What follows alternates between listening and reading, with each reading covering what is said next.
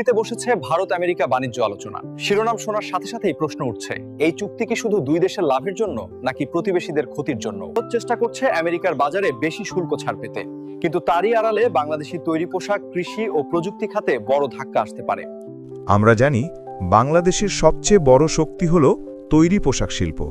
এখন যদি ভারত আমেরিকার সাথে বিশেষ বাণিজ্য সুবিধা নেয়, তাহলে আমেরিকার বাজারে বাংলাদেশের পোশাক হারাবে প্রতিযোগিতা। একইভাবে কৃষিপণ্য রপ্তানি, বিশেষ করে চা, জুট এবং সামুদ্রিক খাদ্য, এসব খাতেও আমরা হারাতে পারি বড় অংশীদারি। কিন্তু শুধু অর্থনৈতিক নয়, এর পেছনে আছে কূটনৈতিক হিসেব। ভারত চায় আমেরিকার কাছে কৌশলগত অংশীদার হতে, আর সেই জন্য বাংলাদেশকে পিছনে ফেলা তাদের কাছে খুব কঠিন কিছু নয়। প্রশ্ন হলো, ভারতের লাভ মানে কি বাংলাদেশের ক্ষতি? প্রতিবেশীদের মধ্যে এমন প্রতিযোগিতা, এটা কি ন্যায্যতা? আজ যদি আমরা চোখ বন্ধ করে থাকি, আগামীকাল আমেরিকার বাজারে বাংলাদেশি পোশাকের জায়গা নেবে ভারতীয় ব্র্যান্ড। চা, কফি, আইটি সার্ভিস সবখানে আমাদের পেছনে ফেলতে চাইছে তারা। তবে দোষ কি শুধু ভারতের? আমাদের নীতি নির্ধারকরা কি যথেষ্ট দূরদর্শী? আমরা কি আমেরিকার সাথে সমানভাবে আলোচনায় বসতে পেরেছি, নাকি আমরা এখনও শুধু আশার উপর দাঁড়িয়ে আছি?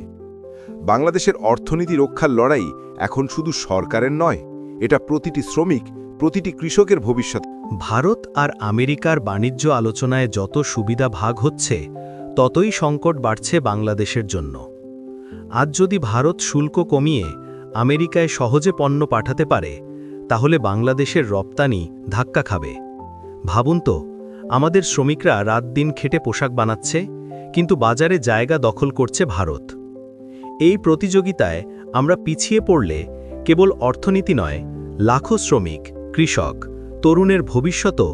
ভারত আমেরিকা যখন বাণিজ্যের মঞ্চে হাত মেলাচ্ছে, তখন বাংলাদেশের ঘামঝরা পরিশ্রম যেন অদৃশ্য হয়ে যাচ্ছে। প্রতিদিন লক্ষ শ্রমিক কারখানায় ঘাম ঝরিয়ে পোশাক বানাচ্ছে, কৃষক জমিতে ফসল ফলাচ্ছে, মৎস্যজীবী সাগরে ঝুঁকি নিয়ে মাছ ধরছে। কিন্তু তাদের সেই কষ্ট যদি বিশ্ববাজারে জায়গা না পায়, তাহলে এই স্বপ্নগুলো ধ্বংস হয়ে যাবে। ভারত যখন আমেরিকার দরজায় জোরে ধাক্কা দিচ্ছে, আমাদেরও দরকার নিজের অবস্থান শক্ত করে তোলা। কারণ এ লড়াই শুধু অর্থনীতির নয়, এটা আমাদের সম্মান, ভবিষ্যৎ আর স্বাধীনতার প্রশ্ন। বাংলাদেশকে এখনই দেখাতে হবে আমরা কারো ছায়ায় দাঁড়িয়ে থাকা দেশ নই। বাংলাদেশের ক্ষতি মেনে নেওয়া যাবে না। প্রতিবেশী হলেও আমাদের কণ্ঠ হতে হবে জোরালো। আমরা বাঁচাতে চাই আমাদের অর্থনীতি, আমাদের ভবিষ্যৎ।